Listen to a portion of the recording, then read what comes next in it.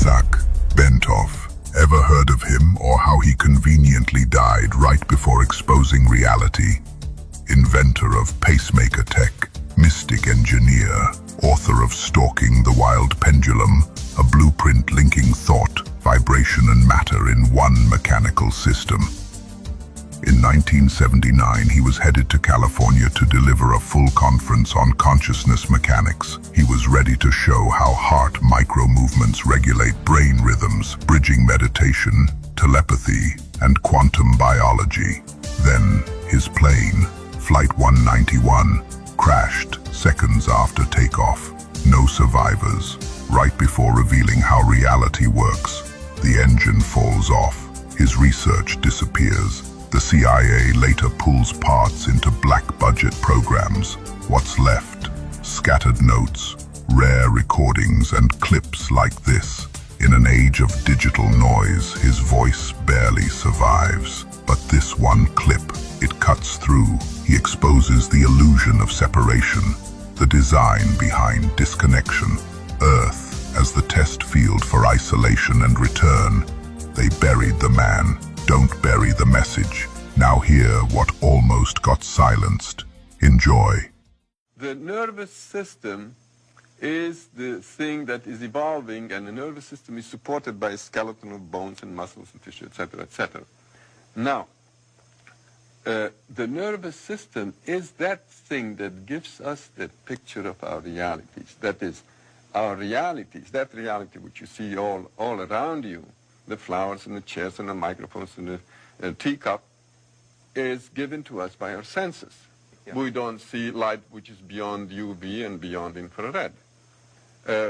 We hear only a limited scale of vibrations, like, for instance, we hear anywhere from 52 to 20,000 maximum. Mm-hmm. Mm-hmm. In other words, all our senses are limited. So, with these limited senses, we naturally are seeing through a very narrow kind of tube, mm-hmm. or very narrow slit in the total reality there is. Mm-hmm.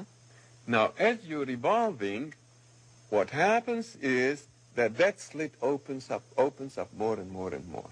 So you see more and more of that reality, and we assume that we see different realities. They're not very different realities, but rather a very extended, broad view of one very large reality. The senses are an extension of our nervous system. Our eyes, our ears, etc. are an extension of our brain.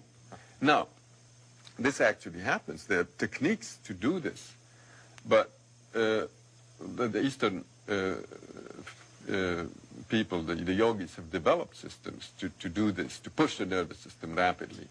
But it happens very often spontaneously without someone trying to do anything about it, and just happens. We have this notion of a soul. Most people won't talking about the soul. It's a kind of non-physical thing, highly theoretical. And so when you go to church, you take this soul out of the closet and polish it up a little bit, and then you go to church and you have one with your soul. Then you come back and put it back in the closet till next week. So that's about the idea of a normal person, the soul. But actually that's not the case. I mean, we don't have souls, but it's just the other way around. A soul has us. So that is that thing that evolves, the permanent, eternal thing is the soul, and the body is a kind of disposable thing. That is, you know, you use a body like a car for 80,000 miles, 100,000 miles, and you junk it, and that's it, you get another one. So it's the driver is the soul who uses the body for a while, and then he runs it into the ground, and he gets another one sooner or later. The soul is the repository of information that we gather during a lifetime.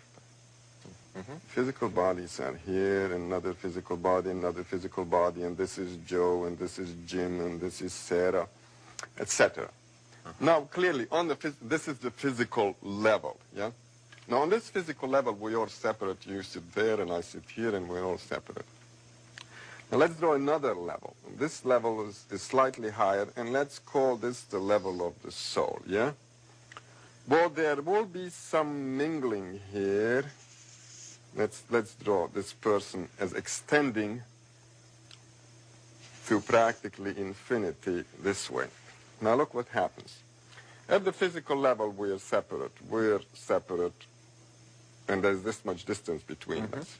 Let's say that on the soul level, this person extends this much, and the other person gets slightly mixed in with him. That is, the souls are, in a way, in touch with each other.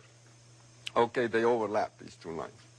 Now let's go now to a higher level, and let's call this, say, the level of the higher self, which is kind of a boss of that soul. There, what we find is that this fellow's higher self extends this much, and the other fellow's extends this much. There is more overlap between them.